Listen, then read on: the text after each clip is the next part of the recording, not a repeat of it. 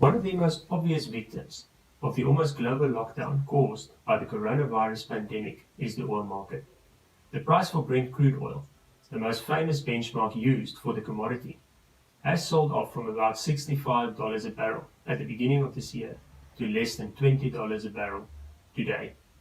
Demand is estimated to be down about 30% at the moment from its levels at the beginning of this year. This is the same level of consumption last seen in 1996. At the same time, the level of global supply is not much less than it was at the beginning of the year, because unlike a mine or a factory, it is not as simple to simply switch off an oil well when it is already producing. In addition, the two largest members of the OPEC Plus cartel, Saudi Arabia and Russia, has been involved in a war for market share from the beginning of March, where instead of cutting production to support the market, they have been applying price cuts and aggressively pushing supply into the market. However, following an historic meeting between world powers and the OPEC Plus cartel, they did come to a resolution to cut world oil production by a staggering 10%.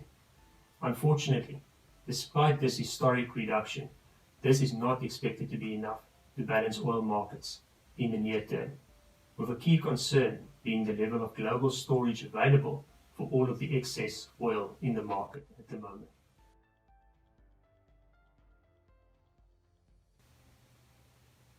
Over the short term, the market outlook for oil is likely to remain very depressed, with many uncertainties about when demand will return to more normal levels. With global lockdowns expected to be eased across major economies, some form of demand should return.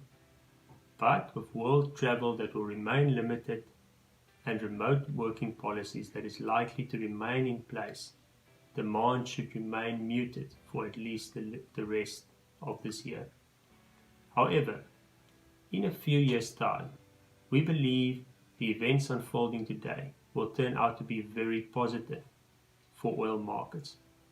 The primary reason for this is that we expect high-cost producers to be pushed out of the market and many development projects to either be delayed or cancelled. For oil producers who can weather the current downturn in prices, there might yet turn out to be light at the end of the tunnel.